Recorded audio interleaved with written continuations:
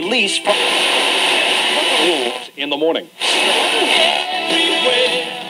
Seduction Cinema's Madcap comic line continues with Volume 2, the hilarious Spiderbabe comic and DVD collection starring Misty Monday, Darian Kane, and Julian Wells. Illustrated by radio personality and cartoonist Noel Scotch Anderson, the comic complements the popular and successful late-night cinema feature in which shy and studious Patricia Porker is bitten by a genetically engineered spider and transformed into a wall-climbing, building-bounding beauty with superhuman strength and an erotic appetite to match. I'm Corey. And I'm Paul. And we are the B-Movie Bros. Here review B-movies to the best of our ability. Sometimes we get off topic, but randomness is a gift. This week, as we continue our journey through Sexploitation Month, we are talking about the 2003 film Spiderbabe. What you just heard was the Seduction Cinema website description of the movie. Because it doesn't come with a box, it comes with a comic book. Which is pretty awesome, if you ask me. Yeah, this is made by Alternative Cinema, which have made such classics as Playmate of the Apes, Bat Babe, The Dark Knighty, and Erotic Werewolf in London. And it was also directed by Johnny Backus. And, of course, starring Misty Monday, who, if you haven't heard of her, well, she's in basically every B-movie worth watching. And also Dick Shark. That too. So let's dive right into this shit with our technical difficulties, top and bottom three. What were the best and worst of this movie? I think we should start with the top here. I like that. All right, I'll go first this time. For number 3, I actually thought some of the dialogue was pretty funny, and I definitely appreciated some of the more clever Spider-Man references. I love how very early on, like, they were like, oh, you could just swing by anytime you like, and they really emphasized the word swing, and I was like, is that like a Spider-Man joke or not? I love when, like, before she gets bitten or whatever by the spider, they just kind of lost it, and they're like, yeah, there's a radioactive spider somewhere in here. Try not to get bitten, guys. I thought that was really funny. Number 2, I guess in this movie, every woman is either a lesbian or a bisexual. And you know what? I'm completely supportive of that decision. I'm just that open-minded and progressive of a person. And it had absolutely nothing to do with all the naked lesbian scenes. Not at all. And number 1, boobs. Lots and lots of boobs. And it was awesome. Well, I have to agree. On number 3, the dialogue in this movie is actually pretty funny, which is super surprising considering that this is a softcore porn, and those kinds of movies normally consist of, "You are hot. Oh, yes, I am." And, like, there's nothing substantial or anything to them. I want to have the sex with you. Let's have the sex. So yeah, getting some good laughs out of the dialogue really like made this a much better film. Number 2, the film actually does a fairly good job of parodying the Spider-Man movie from 2002, the Sam Raimi original of his original trilogy remake, whatever the fuck they consider that. They really hit like all the plot points in a much faster, more concise, and more naked way. Number 1 for me, this movie was full of sex scenes and plenty of bare-breasted women. And you know what? It was awesome. You know, very attractive, very stylized. And most of the scenes actually kind of sort of had to do with the story. Somewhat. Either way, it was awesome.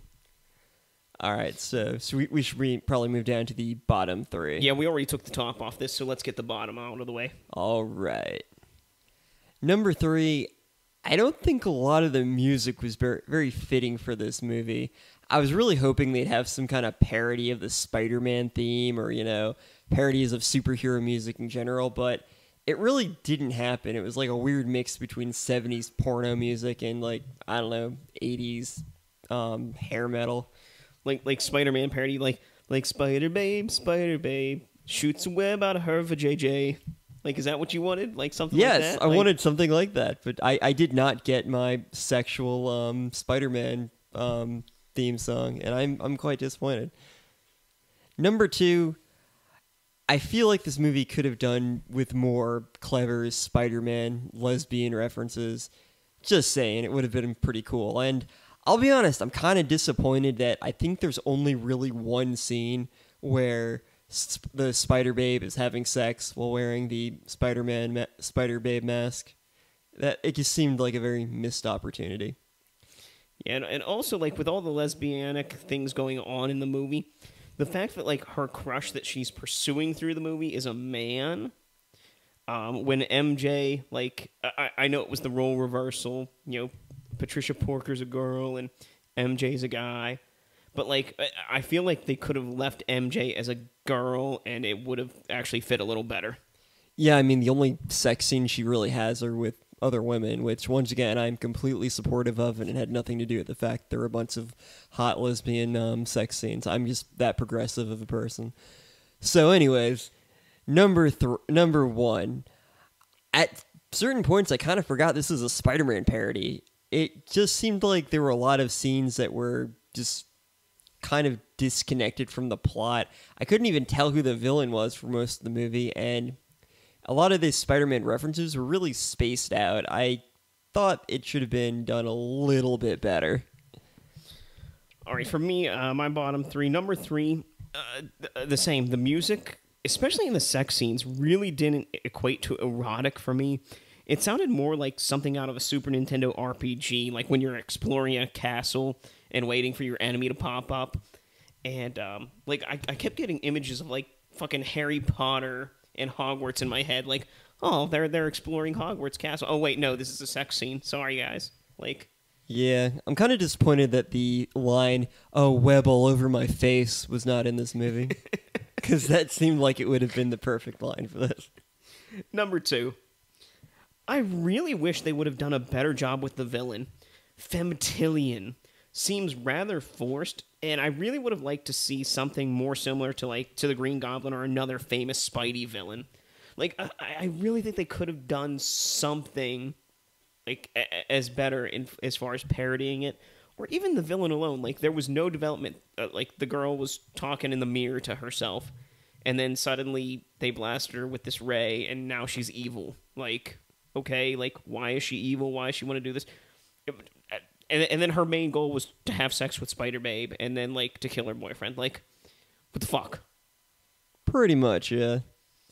Number one, okay, so at one point in the movie, Spiderbabe saves a girl from a bunch of guys who are trying to, you know, propose sexual relations with her. And she beats the guys up, chases them away. And what does she do in return?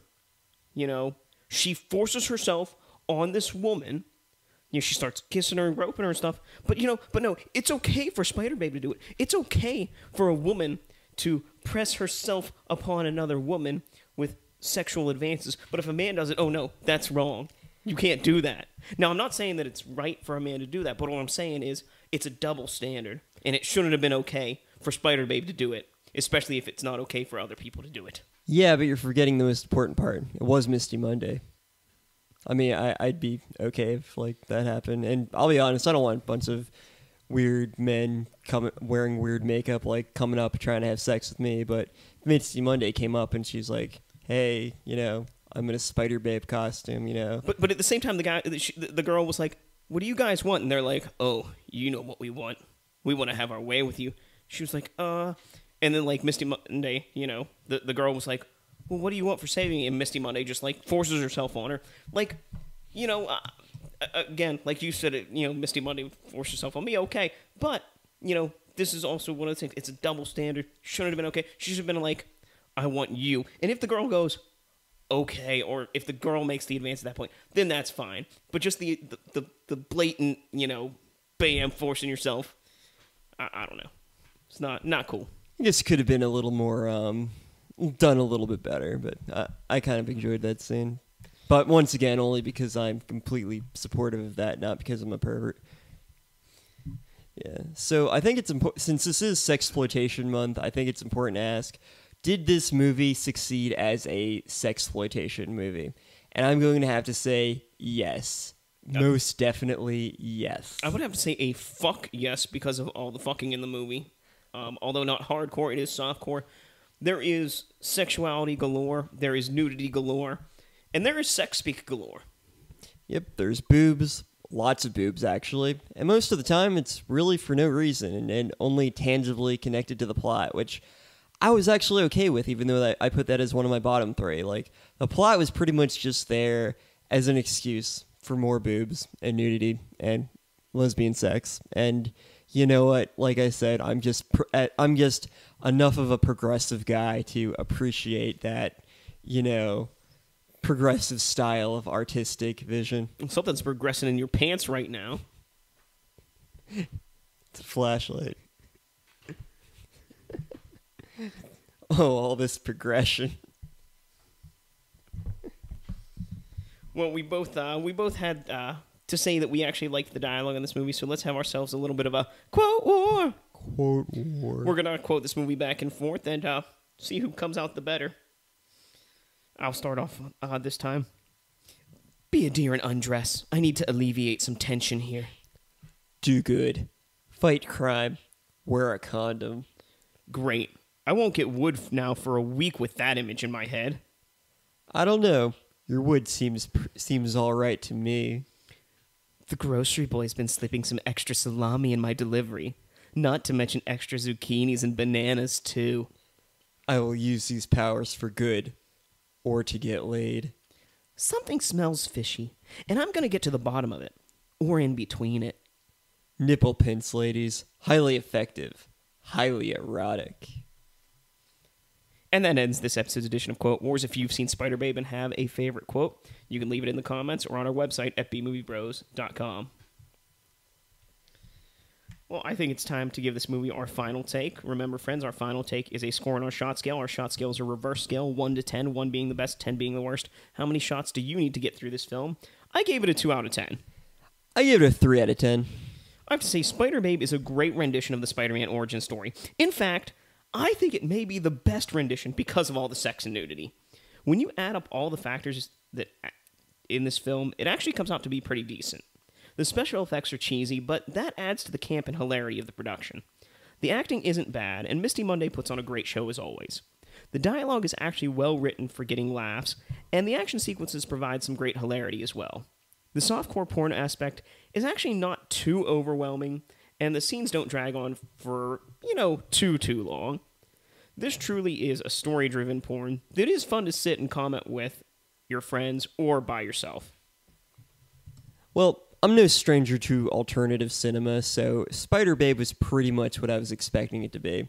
A sexploitation film that's also a Spider-Man parody. I guess it's a pornity.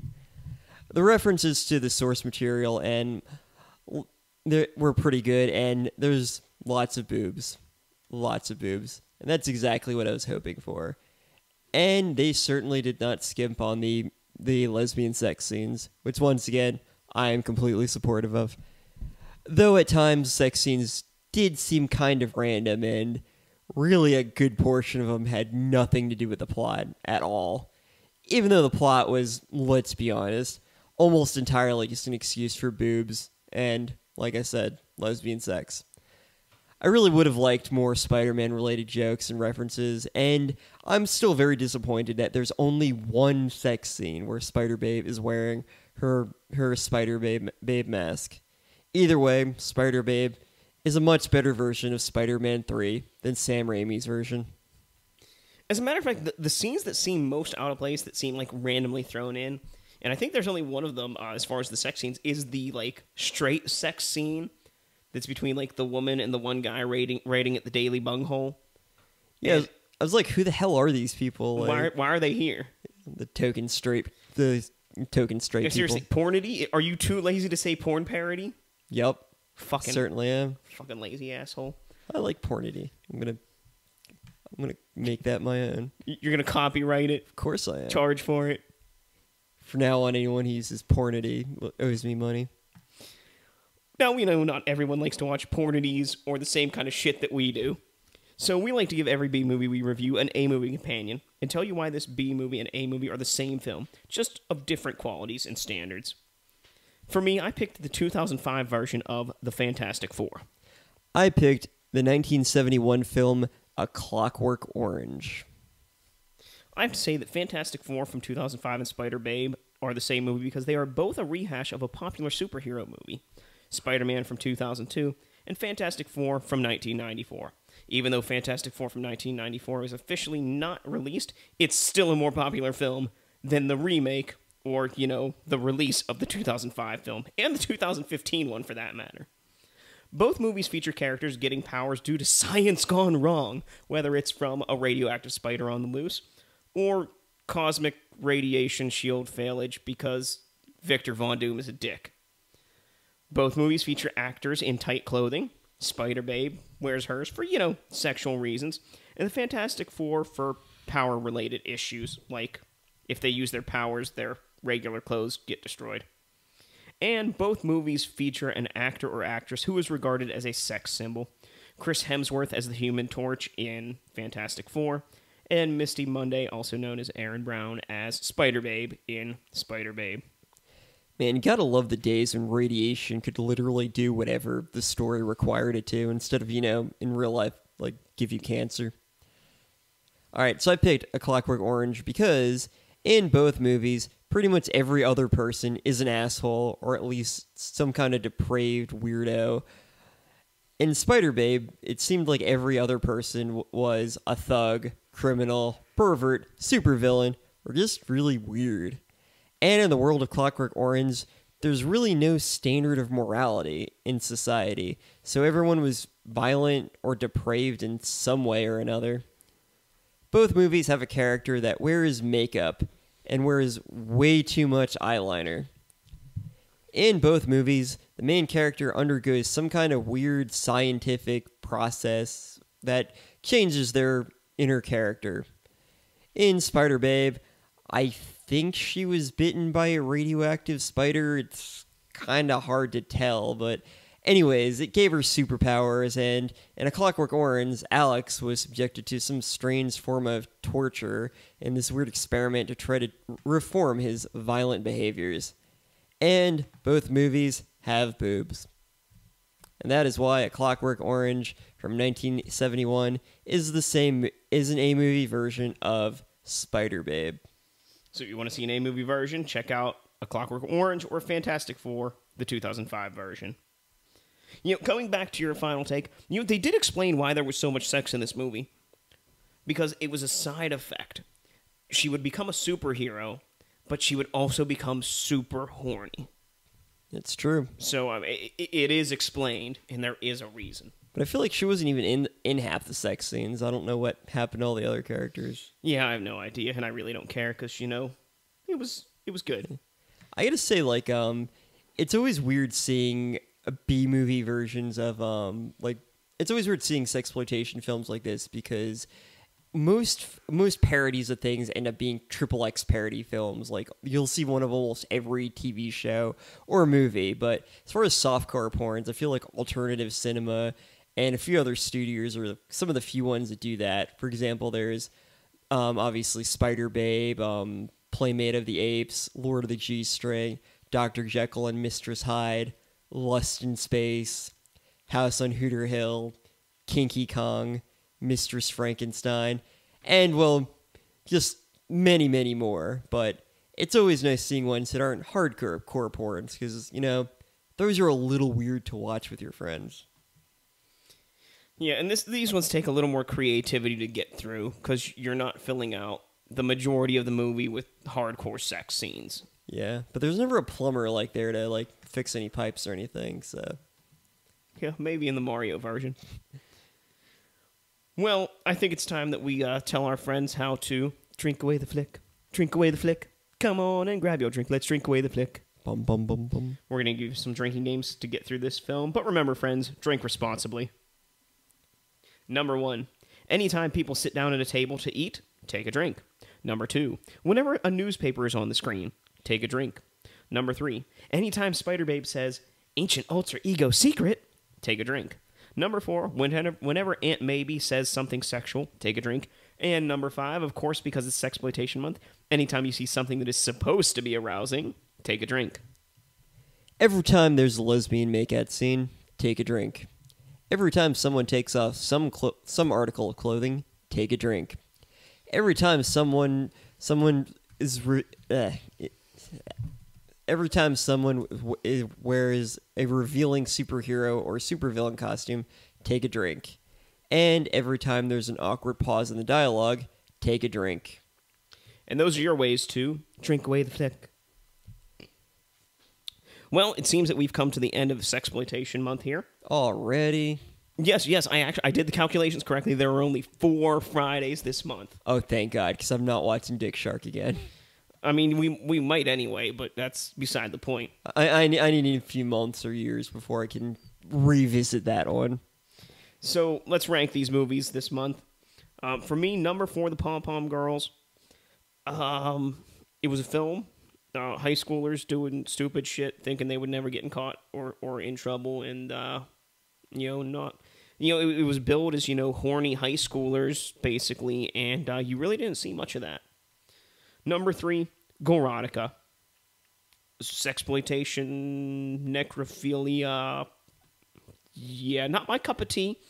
They tried. They tried. She-Wolves of the Wasteland. Action, lots of action, lots of boobs. Not a lot of boobs. A good amount of boobs, but lots of action, scantily clad women. So really hit on this exploitation mark a lot more than the other films. But above and beyond all others this month was Spiderbabe. By far the most nudity, by far the most sexuality, the most scantily clad, perhaps, if you count not wearing anything as scantily, and actually the best storyline, the most laughs, and although not the best action, probably the funnest action of all the films. Yeah, I had a pretty similar list. For number 4, I picked Pom Pom Girls. I don't really think it counts much as a sexploitation film. I mean, I've seen rated PG-13 movies that had more nudity than that piece of crap. Number 3, Erotica. I guess some people are into necrophilia, but I'm just not that kind of guy. So, sorry guys, not for me. Number 2 was She-Wolves of the Wasteland. There were some pretty awesome naked scenes, and there's a great scene of a bunch of naked women under a waterfall, but then it all kind of goes away after that. And number 1 was obviously Spiderbabe. That one basically defined what makes a good sexploitation film. Plus, like I said, it was a much better version than Sam Raimi's Spider-Man 3. All right, so as that brings Sexploitation Month to a close, we will be heading into next month, which is June. Yep. With we'll delve deep into B-movie territory with Polonia Brothers Month, where every movie we watch will have been made by Mark and or John Polonia, the Polonia Brothers. And we're going to start with their first official film, Splatter Farm, from 1987. Oh yeah, this is going to be good. And if you have any thoughts on the film we just watched, or anything else B-movie related, you can leave a comment on either our YouTube page or our SoundCloud pages, right below the video. You can also email us at bmoviebros@gmail.com. You can like us on Facebook at facebook.com/bmoviebros. Follow us on Twitter at bmoviebros, or my personal Twitter handle at bmoviepaul. Also check out our other reviews and shows. We have new content every week on our website, bmoviebros.com. So until next time, friends, be brave, be alive, and be back for more. When they